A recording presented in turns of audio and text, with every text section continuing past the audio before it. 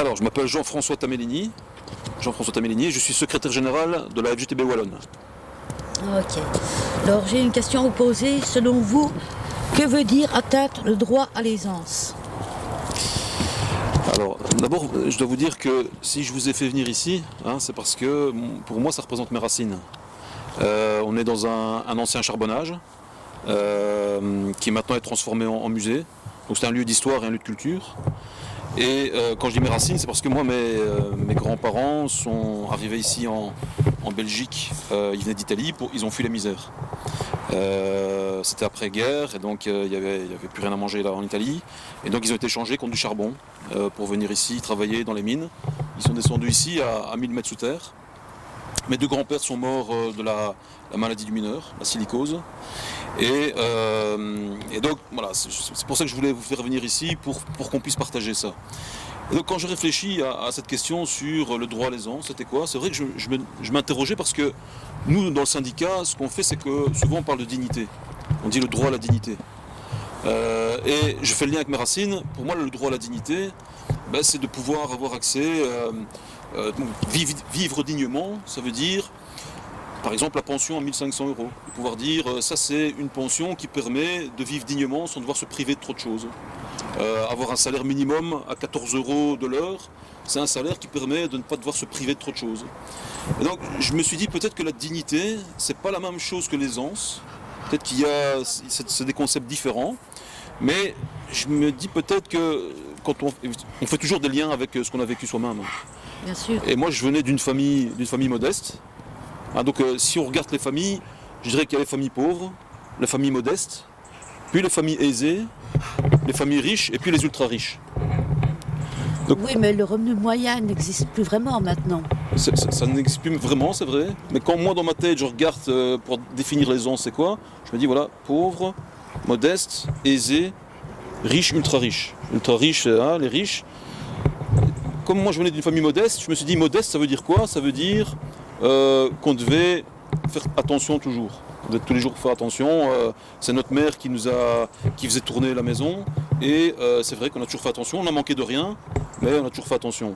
Et je me dis, les familles aisées, c'est celles qui finalement ne doivent pas faire attention tous les mois. Pour pouvoir remplir le frigo, pour pouvoir savoir s'il y a assez de mazout pour se chauffer.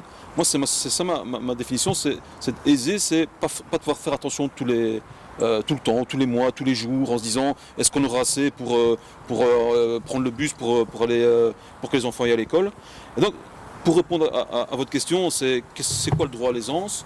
Je pense que c'est le droit de ne pas devoir se priver toujours de tout et de se dire ouais, on a accès déjà aux besoins essentiels, mais aussi au-delà de ça, à la culture comme ici, pouvoir aller de temps en temps visiter un musée ou aller au cinéma.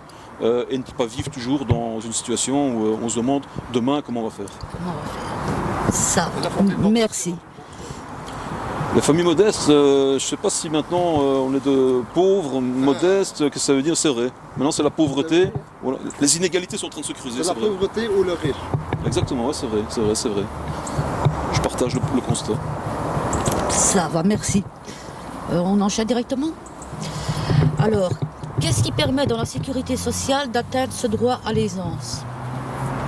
Alors nous, dans les syndicats, c'est vrai qu'on défend la Sécu comme la prunelle de nos yeux. Parce que pour nous, la Sécu, c'est un des meilleurs remparts contre la pauvreté.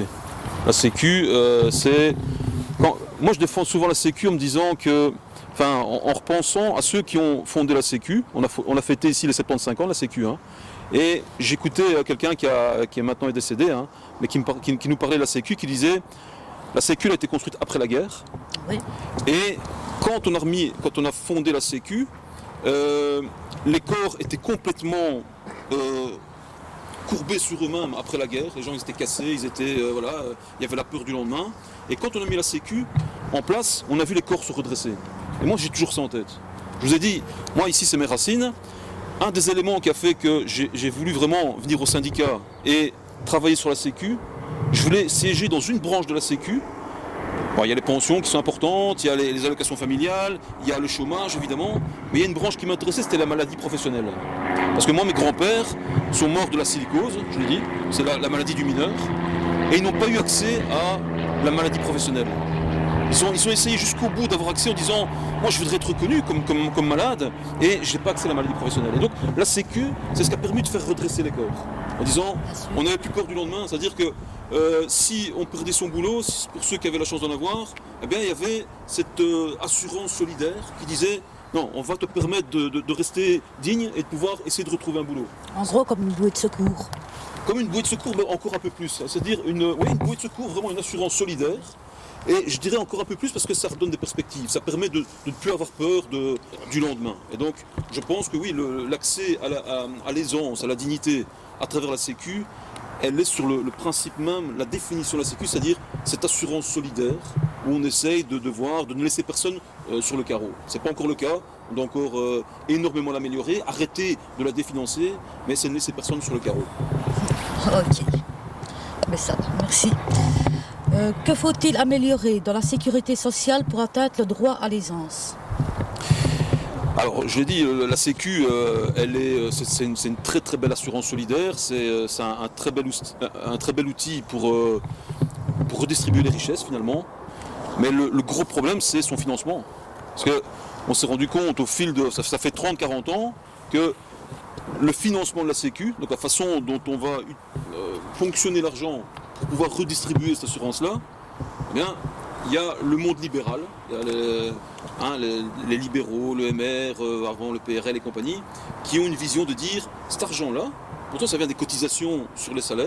Quand on touche un salaire, on a son salaire net. Et le salaire brut, en fait, c'est notre salaire différé. C'est les cotisations qui vont pour cette assurance solidaire. Eh bien, il y en a qui se sont dit, mais ce salaire brut, on va le reponctionner. On va prendre ça parce que les gens ne réfléchissent que dans ce qui tombe en net dans leur poche. Et donc ce brut, ça ne les intéresse pas. Or, c'est notre salaire, ça nous appartient. Chaque fois qu'on y touche, ils nous volent. Et donc certains se sont dit, ça fait des dizaines d'années, on peut aller chercher ça. Et dans la tête des gens, les gens se sont dit, et ceux qui avaient ce salaire-là, qu'on leur volait, se sont dit, c'est vrai, moi, si j'ai un peu plus de net dans ma poche, tant pis, je laisse tomber mon brut.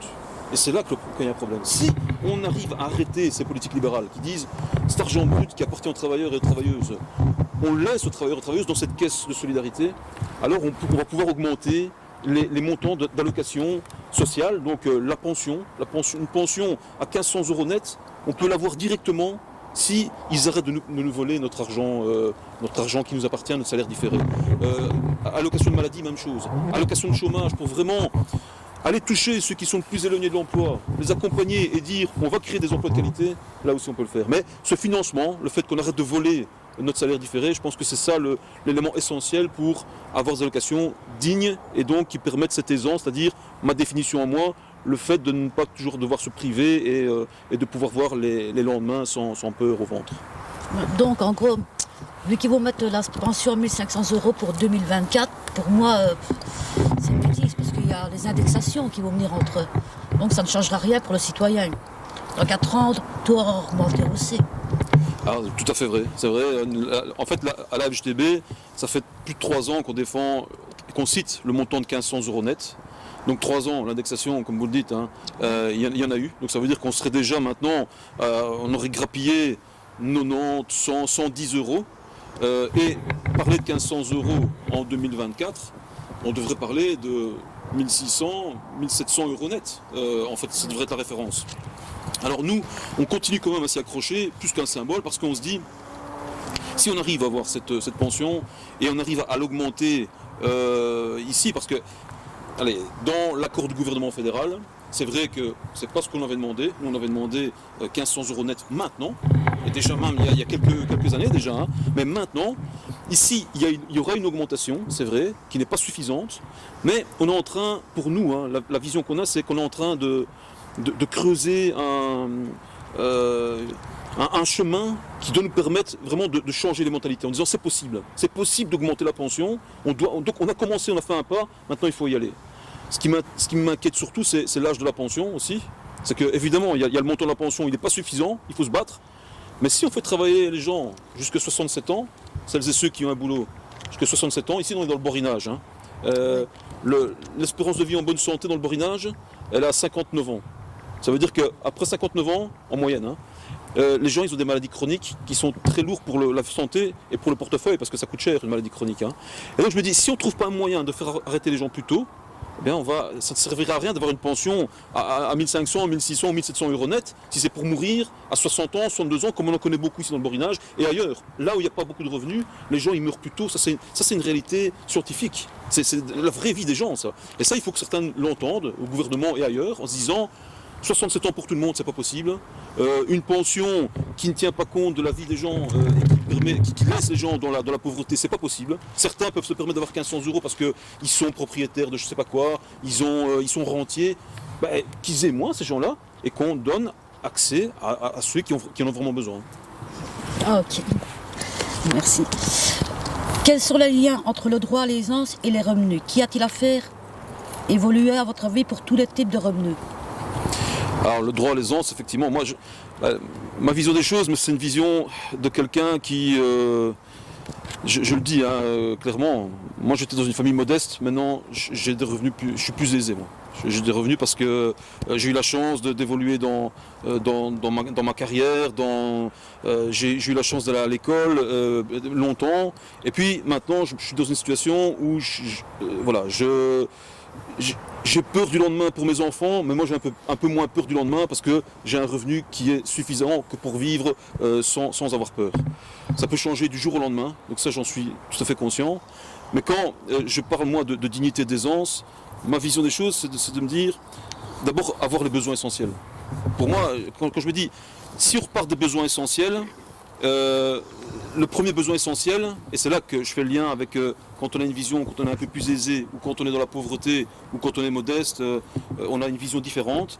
Mais le besoin essentiel, le premier que je mettrais sur la table, c'est de dire on a besoin d'une planète qui est viable. Parce que voilà, si on n'a pas de planète et qu'on continue à aller dans la direction où on va, on ne créera plus d'emplois, il n'y aura plus de vie sur Terre, il n'y aura plus de générations futures. Mais quand je dis ça, je me dis, quand on a faim, et je sais à qui je parle ici, quand on a faim, quand on a vécu dans la rue, c'est pas la première préoccupation de se dire faut arrêter que les usines ou que les pots d'échappement envoient des gaz à effet de serre. C'est pas la première préoccupation. Après, évidemment, quand on sort de là, on se dit oui, on a besoin d'une planète sur laquelle on va vivre, où il ne va pas y avoir un réchauffement climatique, où les gens qui vivent dans des endroits où la mer monte vont devoir fuir comme d'autres l'ont fait. Hein. Mais je dis c'est pas le premier. La première préoccupation quand on a faim, quand on n'a rien dans le frigo ou quand on n'a pas de frigo, quand on n'a pas de maison. Mais moi je mets quand même ce besoin essentiel là parce que je me dis il faut repartir de là, expliquer que tous ensemble on doit avancer vers ça. Mais après le lien avec le revenu, c'est la question que vous me posez. Évidemment il est essentiel. Moi je parle même plus de pouvoir d'achat, je parle de pouvoir de vivre. Pouvoir de vivre dignement, ou alors avec ce que vous amenez. Et vraiment, la question que vous m'avez posée, et que j'ai su qu'on faisait l'interview, ça me fait évoluer aussi dans ma réflexion à moi de dire, est-ce qu'on doit vraiment parler de dignité? Oui, je continuerai à parler de dignité, mais est-ce que l'aisance n'est pas un élément qu'on doit intégrer autrement? Parce que ce pouvoir de vivre, avec aisance ou dignement, il est encore plus fort que ce pouvoir d'achat. Ça veut dire que on a besoin de revenus, on a besoin d'argent pour vivre. L'argent, pour moi, il se traduit, en tout cas, le pouvoir de vivre, il se traduit à différents endroits. Ça veut dire un revenu direct, digne. Nous, quand on défend les 14 € minimum de l'heure, parce qu'on a fait nos calculs pour savoir si on pouvait, avec ça, avoir un logement, payer un loyer, avoir l'accès à la nourriture et pouvoir boire de l'eau, enfin avoir accès à l'eau. Avoir accès aux soins de santé à travers la Sécu. Et donc c'est pour ça qu'on a fixé ce seuil à 14 €, qui est certainement insuffisant, mais qui est quand même un seuil qu'on estime un premier pas, comme j'ai dit tout à l'heure, un premier pas. Mais le revenu, c'est pas uniquement le salaire, c'est avoir accès déjà à un emploi de qualité. On sait très bien qu'en Wallonie, les jeunes sont laissés sur le côté. Celles et ceux qui sont plus éloignés de l'emploi, qui sont au chômage depuis plus de 2 ans, d'abord ils sont exclus. Maintenant, malheureusement, c'est que maintenant ils disent que les chiffres sont bons, le chiffre de taux de chômage, alors que c'est parce que les gens sont exclus. Donc c'est recréer de l'emploi, ça c'est le premier accès au revenu, un revenu digne. Et puis, comme je l'ai dit tantôt, c'est la Sécu qui est le salaire différé, l'accès aux allocations si on a un problème, l'assurance solidaire, mais aussi les services publics. Nous on dit toujours que c'est notre premier revenu, celui qui appartient à tout le monde, c'est les services publics, parce qu'avec les services publics, logiquement, s'ils fonctionnaient bien, si on les finançait bien, eh bien, personne ne devrait être à la rue. Tout le monde devrait avoir accès à un enseignement, qu'on ait plus les moyens, qu'on n'ait pas les moyens, même enseignement pour tout le monde. Moi, j'ai grandi ici dans une cité un peu plus loin. J'ai revu il n'y a pas longtemps des copains qui étaient avec moi dans le quartier. à l'enterrement d'un de mes copains qui s'est suicidé. J'ai regardé les visages, j'ai pas reconnu la plupart des gens qui étaient avec moi, parce que moi j'ai eu la chance d'avoir ma mère qui nous a poussé, mes frères et moi, malgré le fait qu'on n'avait pas les moyens, à faire des études, mais la plupart de mes copains n'ont pas eu accès à ça. Et donc ce qui s'est passé, c'est que on se faisait la réflexion en discutant avec mes copains, en train d'enterrer notre autre copain, c'est que sur 100 jeunes qui ont vécu ici, à 500 mètres à vol d'oiseau, sur 100 jeunes, il y en a la moitié qui sont morts. Les autres sont passés par la case prison. Il y a eu la drogue, il y a eu l'alcool. Et finalement, sur 100, il y en a 10 qui sont sortis. Pourquoi ? Moi, je reste persuadé que parce qu'on n'a pas eu la même chance au départ, parce qu'on n'a pas eu l'accès à l'enseignement, que certains étaient démotivés, se disaient à quoi ça sert ? De toute façon, je vais finir soit au boulot, soit dans une usine à me tuer à la santé, et donc je ne vais pas le faire. Et donc, cet accès aux mêmes choses, quel que soit le milieu d'où on vient, moi, je trouve que c'est un truc qui nous permet de faire ce lien au revenu, de dire, oui, le revenu est un élément essentiel par rapport à l'aisance, mais l'accès aux mêmes droits que les autres, quel que soit l'endroit d'où on vienne, ça c'est pour moi la première porte d'entrée pour avoir ce revenu qui permette l'aisance. Ok, merci. Les enjeux climatiques et environnementaux sont immenses. Pensez-vous que des solutions sociales puissent être au service de la résolution de ces enjeux tout en étant au service du droit à l'aisance ? Alors c'est une question, je l'avais abordée un petit peu avant, c'est-à-dire parfois on se dit que c'est des... Pardon, désolé, je vais couper ça. Parfois on se dit que les questions climatiques c'est un truc de bobo où on fait des procès aux jeunes qui vont dans la rue en disant ouais mais c'est des jeunes bobos.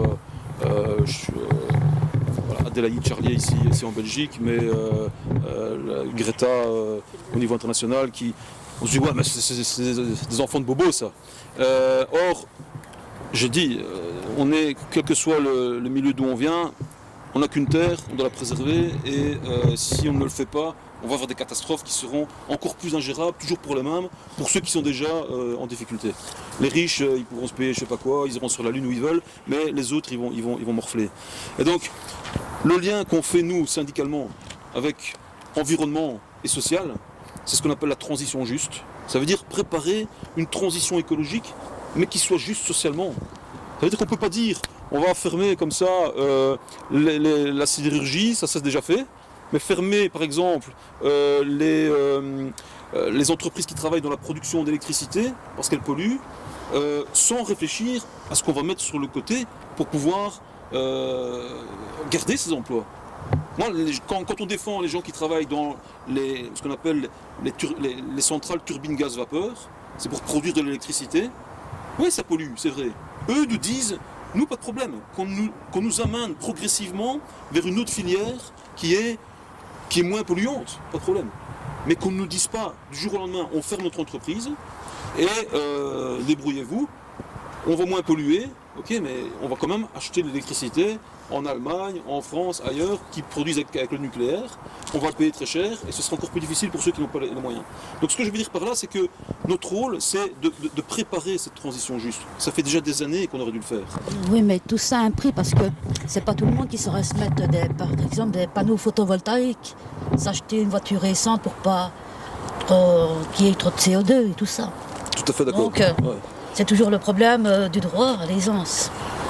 Et donc le lien, c'est vrai. Ouais. Les panneaux photovoltaïques, on ne les voit pas sur les cités sociales. On les voit souvent sur des gens qui ont des villas ou des choses pareilles.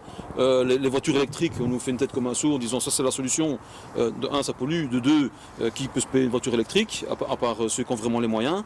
Et donc cet aspect-là, c'est qu'on doit pouvoir, ce que je disais de transition juste, préparer une transition où par rapport aux emplois, on envoie les gens, on ne leur fait pas perdre leur emploi en leur disant comme vous polluez, comme votre entreprise pollue, vous perdez votre emploi, on les amène progressivement. Et pour l'accès, justement, à ce qui pollue moins, c'est-à-dire isoler les maisons, ça va créer de l'emploi. Nous on essaie d'orienter vers ça, parce que ça crée de l'emploi, et c'est bon pour la planète, et c'est bon pour le social, parce qu'on veut créer des logements sociaux qui soient bien isolés, et donc moins énergivores, ça coûtera moins, et ça polluera moins. Ça on oriente vers ça. Panneaux photovoltaïques, même chose. On dit, d'abord, il faut les produire ici, ça crée de l'emploi. De deux, il faut donner accès, non pas comme on l'a fait en Wallonie ici, le gouvernement, avec l'aile libérale, a poussé pour dire, enfin les écolos aussi, il faut dire ce qui est, a poussé pour dire, ceux qui ont des panneaux, on va, non seulement, on sait très bien que c'est les familles qui ont plus de moyens, mais en plus, on va leur donner un avantage fiscal. Nous, ce qu'on veut, c'est de dire, ceux qui ont les moyens, qu'ils le fassent, tant mieux, mais que l'avantage fiscal, donc avec nos impôts, qu'est-ce qu'on fait? On réoriente vers ceux qui n'ont pas les moyens. C'est déjà la galère pour se chauffer. Et donc, dans les logements sociaux, qu'on mette des panneaux photovoltaïques qu'on finance par la collectivité pour moins polluer. Donc, on regarde l'environnement. Et en même temps, pour avoir ce lien avec plus d'égalité. On dit les riches peuvent se payer des trucs, ils le font. Les plus aisés aussi. Ceux qui n'ont pas accès à ça, on leur donne accès. Et on est en train de réduire les inégalités, ce qui est bon pour tout. Réduire les inégalités, c'est bon pour le social, évidemment. Mais c'est bon pour l'économique, ça, même les économistes de droite maintenant le disent, et c'est bon pour l'environnement. Et donc ça, on va y aller, c'est difficile, c'est pas évident, c'est difficile à faire comprendre, mais on doit vraiment creuser là-dessus et faire comprendre que l'enjeu environnemental, c'est bon pour tout le monde, quel que soit le milieu d'où on vient. Le faire à la Robin des Bois, rendre aux plus riches pour donner aux moins riches. Ah ben, ouais, exactement, mais l'impôt, c'est ça en fait. L'impôt qu'on défend, l'impôt progressif, c'est de dire, ceux qui ont beaucoup les moyens, eh bien, doivent contribuer plus que ceux qui n'ont pas les moyens. Ceux qui n'ont pas du tout les moyens, oui. Eh bien, ils sont dans une situation où on essaye de créer un cadre où ils vont pouvoir avoir accès à l'emploi, un emploi de qualité, ou alors tenir compte de leur situation pour ne pas les laisser sur le carreau. Mais pour moi, la vraie logique de Robin des Bois, c'est même pas voler, c'est récupérer ce que les autres nous volent à travers nos impôts et utiliser l'impôt pour avoir service public, sécurité sociale, emploi de qualité et laisser personne sous le carreau.